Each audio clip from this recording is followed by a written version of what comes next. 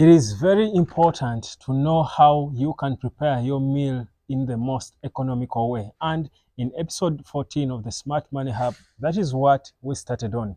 Again, today we're here to give you a proper continuation of that topic here on the Smart Money Hub. And I do implore you to like this video, share it, and subscribe because the lessons are getting better and better. My name is Webb Daniel, and with me is the money expert. You can for now call him the being economical expert, Mr.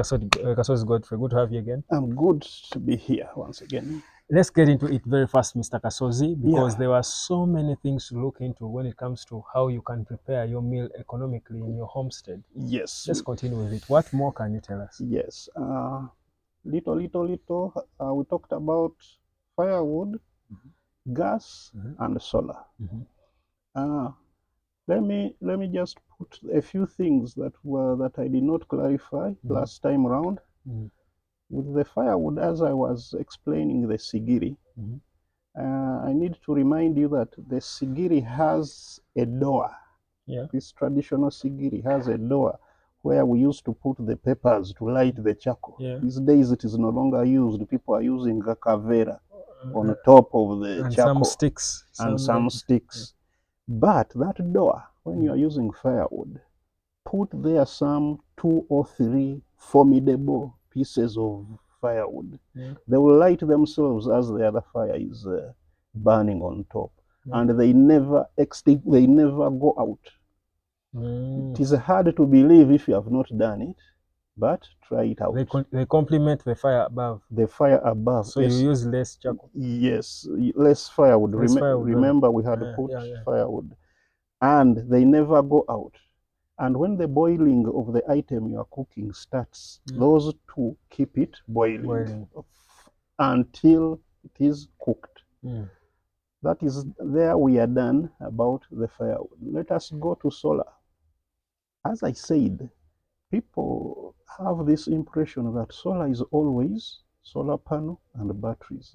But I said a little bit that you can look out for solar stoves which do not use the solar panel and battery to store the energy. These stoves use direct sun and direct reflection, reflecting the sun towards the cooking vessel, and it cooks whatever you want. Then there is a hybrid which uses all those methods. It uses the direct and indirect sun, and it also uses this other the solar panel and battery. So that is the hybrid one. If you have that one, you are very well to go. And those ovens have all the accessories that help you to steam, that help you to roast or to dehydrate. Dehydrating means removing water from certain kind of foodstuffs for better keeping. I think I am done. I cannot be so clear in this short time. Go and Google. You know, these days it is hard to be selfish. Just use the few hints I have given. Go and Google. You will find those items. You just open their curiosity for them to go and do the rest. Do the rest. Now let's get to the point of consumption now. Yeah, you prepared your meal. Before we go to consumption, we also have gas. Is very important. With gas, I want to implore you, to interest our viewers in biogas, which is self-made. If you have animal manure, very many people have it in urban areas, any wastage water, any food wastes, you can make your own biogas at home and cook economically with those waste products. Also for that, go and Google. You'll even find good biogas teachers and the affordable ones here on ground, on soil in Uganda. Yes. Okay. Let's get to the consumption now. The consumption of food. Can you be economical while consuming food? Let me call it planning the meals. Okay. For our viewers to understand it better. If you don't plan the meals, we have now learned the different methods of cooking. Choose the one you can do best. Now we go to planning the meals. Planning the meals is to plan your meals so that you don't waste the food. Yeah. So that most of your food does not go into the dustbin. Yeah. Get to learn the portions that your people take at home. And start cooking food in relation to those portions. It will give you a mile not to dump a lot of food. Let's go away from the traditional cooking of very many years ago, where people would cook and say to say keyomogenyi in case.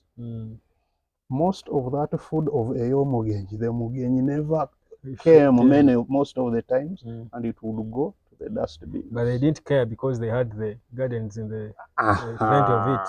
They had plenty of food. Plenty of food. Plan your meals. Then some people, did you know that some people cook food at once and then consume it for the next few days? Yeah. Some people do that. They cook, there are certain types of food that you can cook. After cooking, you refrigerate. Yeah.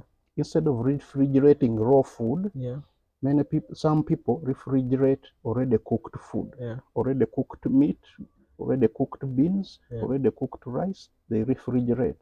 Then they remove it for heating when they are going to eat.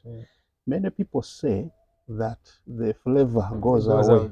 But our people whom we copy from, the Europeans and Americans, have a lot of flavors. You can eat beans and think you are eating chicken. So the issue of flavors is not an issue.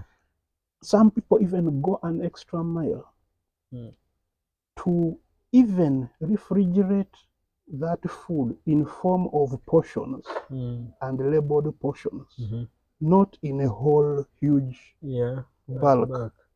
So that even when they are reheating, they know that this is a portion for one person, this is a portion for one person, this is a portion for one person. So they cook once. So it also gives you the discipline to eat in the amounts that your body needs. Some people just put so much food on the table, mountains of food, which they can't even eat, which they cannot even eat. Someone is going to say refrigerate. Some of us don't have refrigeration. Let me give one tip, or I'll give that tip next time. Let us end there, and we wrap for today, and we wrap up as usual with our final. Maybe. Interesting stuff there. I think it's good to adopt that style of cooking where you cook beans, everything, peanuts, and you keep picking portions, we warm, then eat the next day. It's even, I think, energy consuming for bachelors, like most of us. But Mr. Souza, again, parting short, I'm always excited for this. Yeah, parting short, the one of today is a little bit serious, not very humorous, but it is quite important. We have heard many times that small businesses in Uganda or businesses in Uganda do not live to see their first birthdays. Yeah, I think the biggest percentage, more than 80%. They collapse. And there are reasons why they collapse.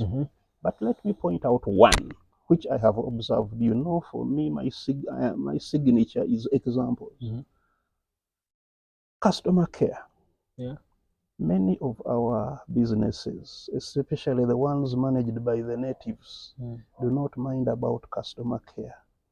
And if a customer is not satisfied, he will not come back. And if he doesn't come back, that is the biggest problem that makes them collapse. Let me give you one example of customer care. I went to a restaurant one time. It was a very new restaurant, very glamorous, very well designed, having a very nice menu with very good items. I wanted to buy a salad. You know, I'm a fan of salads. Rich people things. Yeah, I looked at the menu and I zeroed on two salads, which I thought I could afford. But they had different names. I called the waiter and asked him, these two salads, they have different names. What is the difference? I want to buy one of these. The waiter told me, I don't know the difference. That shocked me a little bit. I asked him, but you are selling, how can you sell something you don't know the difference? And you know what he said? Mm. He told me that, for me, I'm just a waiter. I'm not a chef. It is the chefs who know that. That shocked me even times more, two, even more. Yeah. So I said, I will take this guy on. Mm. I told him, call me the chef. Mm. He was bold enough to he called the chef. That shocked me Serious? more. Again, Wow. the chef came. I asked him, I want to buy. I want to make a choice. At this point, you don't have a heart attack yet. You're a strong man. Go on. I asked the chef. The chef, I told him this and this. I want to make a choice. What's the difference? The chef told me that the difference is that in this one, there are onions, and the other one, there are no onions. But it's generally the same salad, only that there are onions here and no onions in this one. Yeah. I said, okay, thank you. He went back.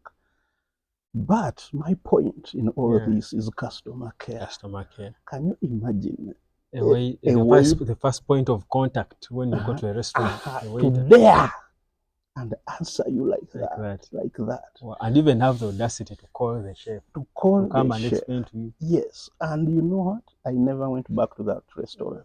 And you can certainly never recommend anyone to go back there.